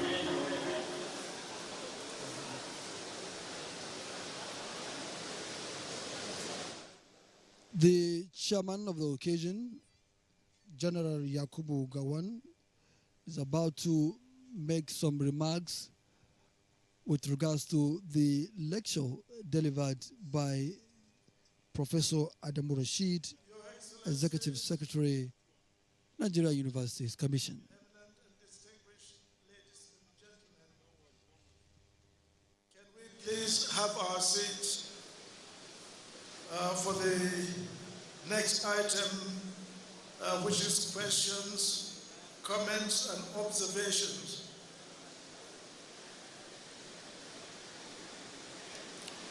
Please,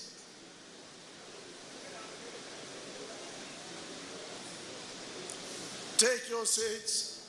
Come along. And photographers, do not disturb.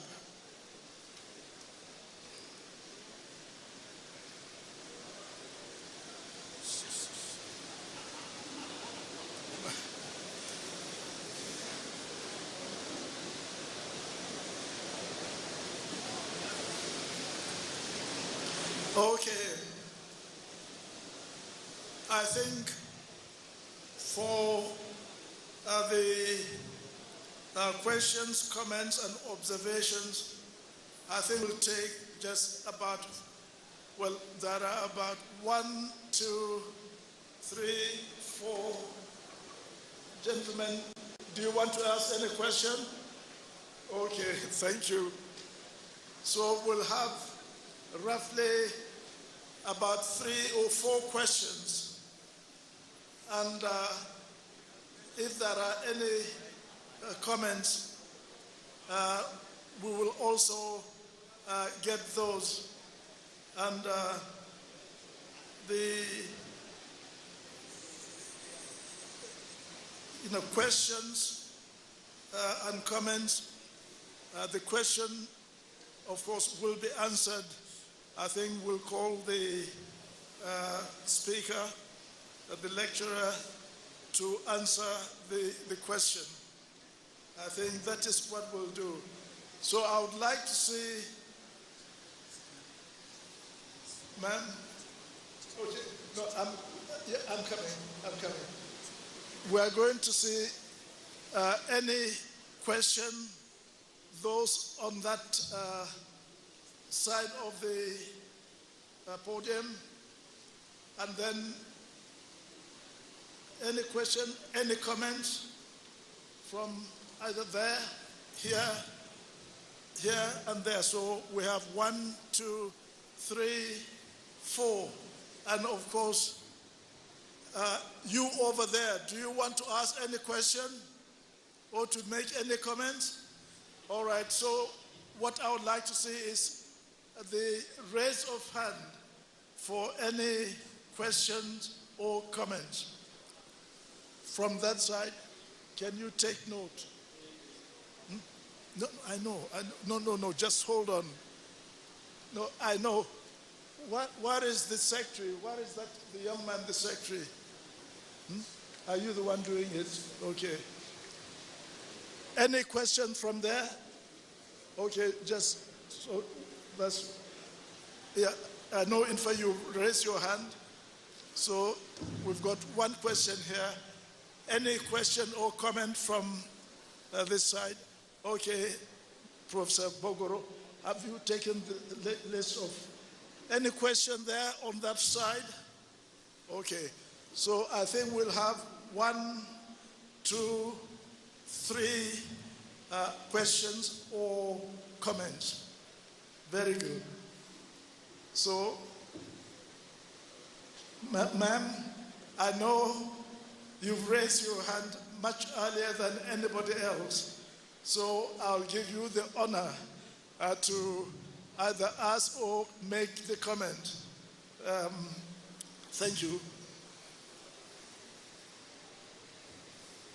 If you can state your name. Yeah. If you can state your name and, well, yes. Thank you very much. My name is Chief Folake Sholanke, First University in our Brigade of Nigeria. Hooray! General, it's a great pleasure to see you. Thank you, ma'am. It was such a joy to listen to you. Thank you. And to the Secretary of the NUC, may I congratulate you for a very, very innovative lecture and also for all that you are doing.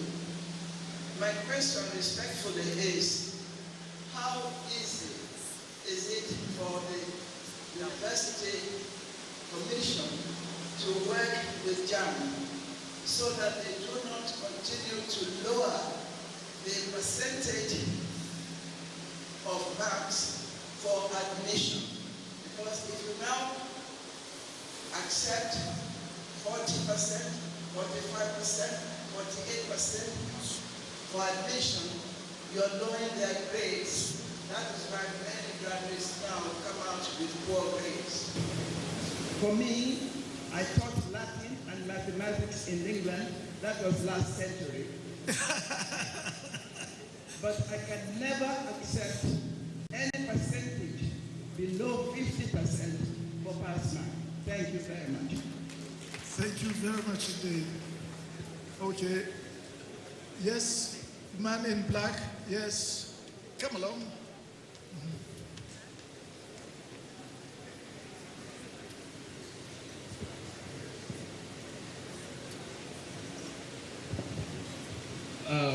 Good evening, sir. Allah has indeed blessed you with good age, sir, because it's not easy for you to read from the book without your eyeglass. May Allah bless your age and everyone. Sir, please, my question, my name is Comrade Abdul Latif Mikael from the Faculty of Agriculture, sir.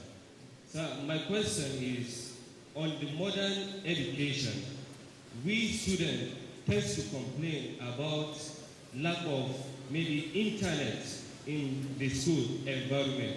How do you help us, or how the school management is going to come to our aid so that internet or wireless will be provided in everywhere that the students are? Thank you so much, sir. Thank you. Okay. Then the third question or comment, Professor Bogoro. Okay.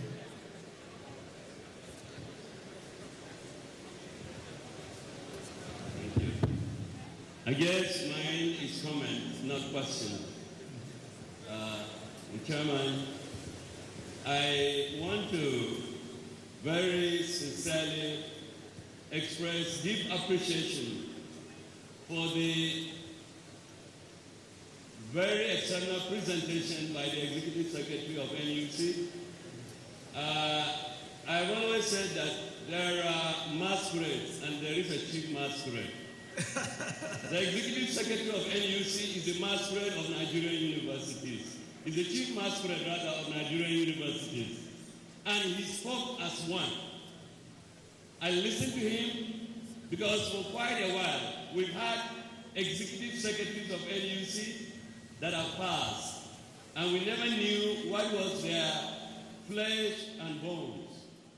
But listening to Professor Rashid at this lecture today, besides the historical perspective, he went into the depth of strategies to make our universities take their rightful place of leadership in this country, beyond academics, about the economy, about technology, and about the future of Nigeria.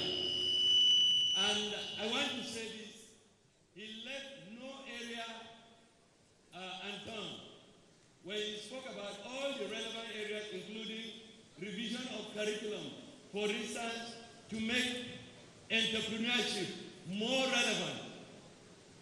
I want to say that for us at TEDFund, we are very happy to do those things that has inspired the regulatory agencies and the implementers of policies at the tertiary level for the public universities as it were to get it right. And that's why each time, in respect of our interventions, we do not sit in our offices to create intervention lines. We relate with the regulatory agencies, universities as represented by NUC, polytechnics as represented by NBTE. And I'm glad that the Executive Secretary of NBTE is with us here. Dr. Kazore, am I right? Thank you very much. And of course, the College of Education through the NCCE. We never make mistakes because regulation and implementation of policy is their responsibility. It is not our own. And so we are guided when we discover that the heads of these agencies are focused and they know exactly their onions. Finally, in the context of the triple helix, I want to use this opportunity to thank Professor Abubakar Rashid for partnering with us. Yes, he gave us credit at NUC for having thought about advancing R&D that I feel is the relevant, appropriate emphasis in the context of the triple helix. But we could not do that if the regulatory agencies are not with us. Today, I want to use this opportunity to say to Professor Rashid, thank you very much for buying into our vision at TechFund. Believe me, in some developed countries, it is said that some countries boast of resources in the context of economy, but that the most competitive economies boast of R&D, that is knowledge. Professor Rashid, thank you for accepting this, and I want to take this advantage to also thank the Economic Summit Group that represents the private sector. And Tokwe, I want to say thank you for coming all the way from Lagos. You have been working with the research community for a long time. People have got it wrong. They think that research community is only the research institute. No, the universities are the leaders of the research community. And we have the Polytechnic and the College of Education. Centers of excellence as well. They must work together. If we work as silos, if we work as islands, we cannot attain the dream of R&D that defines competitiveness in the 21st century, where knowledge economy defines competitiveness. Thank you very much, Professor Rashid. Thank you, Professor Bogoro. Thank you very much indeed. Good. I think there is only one question to be answered, well, two to be answered. And may I request the Professor Abubakar Rashid, to answer, I think, one of the questions. One? No, look. So, yeah, so.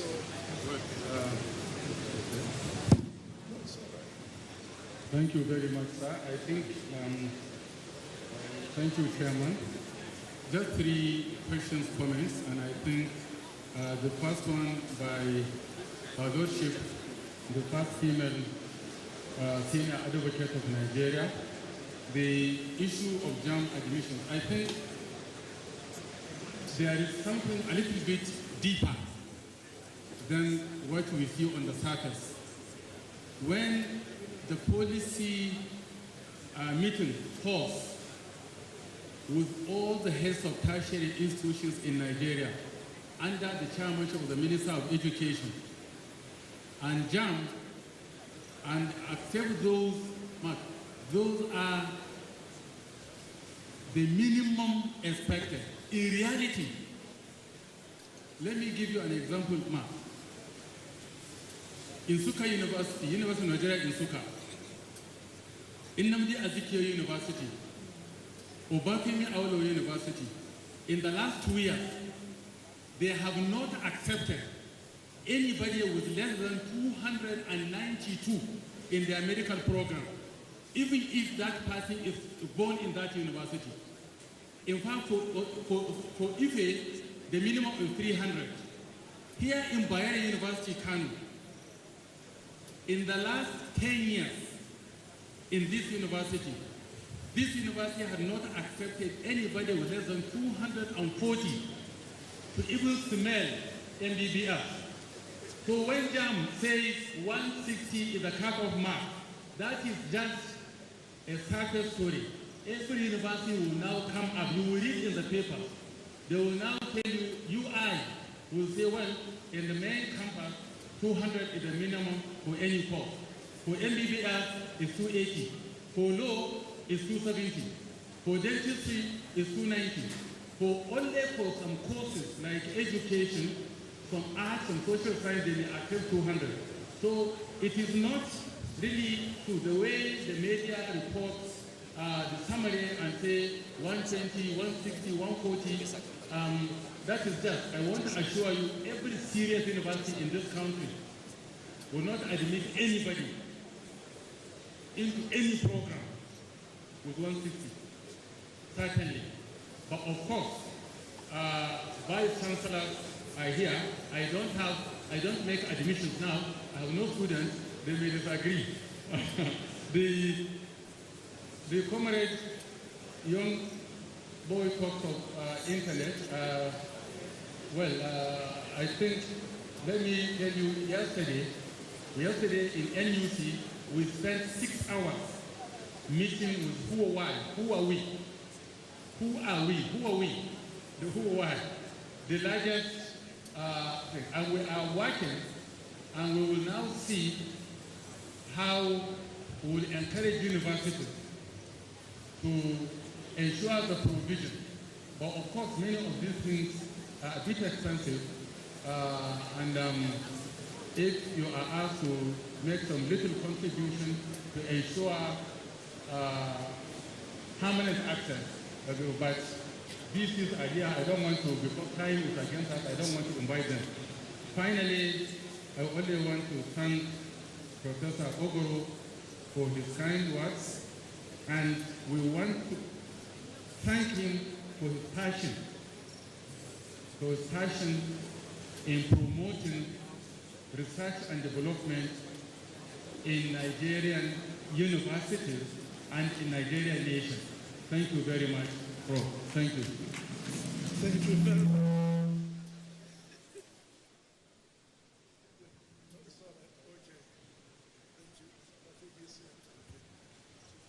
Thank you. Well, I think honestly, because of time constraint and to allow people to go for their prayers very soon, I think we better end the questions and comment, and to thank those who asked questions and made comments, which the Professor Rashid had acknowledged, and thank you all for those questions. There is an NESG group that wants to deliver goodwill comment.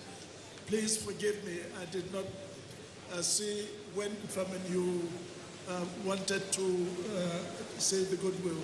So please, because of time shortage, let us say that that is the end of it. But whatever goodwill it is acknowledged with thanks and gratitude. Well done. And this is to you, Professor Rashid. Well, distinguished ladies and gentlemen, I think we must bring this session to an end. No, I'm not going to, it is never my habit to say, I've got to summarize what, the lecturer had said. You have heard him, that is the authentic voice, and there is no need for any chairman to try, to explain it even better than the way they've done. So on your behalf, I would like to say thank you very much indeed, Professor Rashid, for your excellent presentation and lecture. And please now understand what Helix model is. Thank you very much indeed. And thank you, Professor Bogoro, for your comment. And I will hold you also responsible for ensuring, as part of the duty of TEDFAN, to help carry through the program and ideas that Professor Rashid had given to us.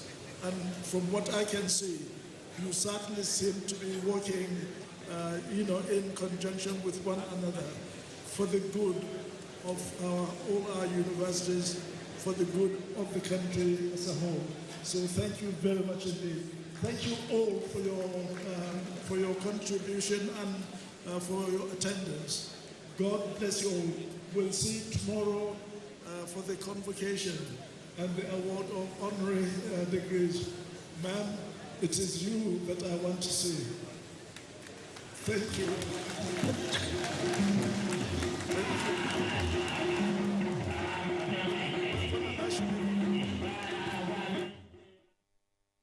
And this is where we draw the curtain of this live broadcast.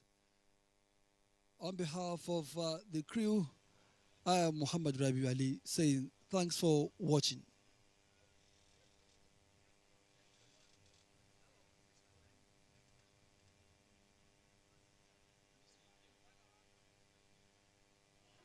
Today's lecture, for taking your time to chair this session.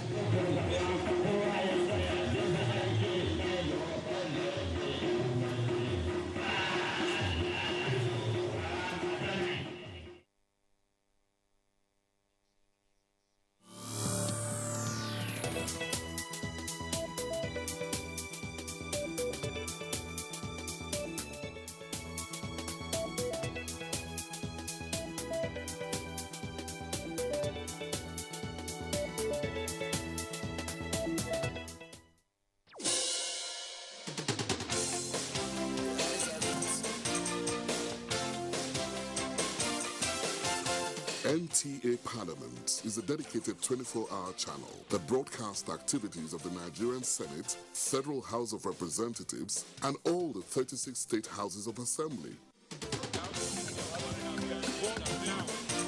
You can watch NTA Parliament on NTA StarTimes DDT platform. NTA Parliament, strengthening Nigeria's democracy.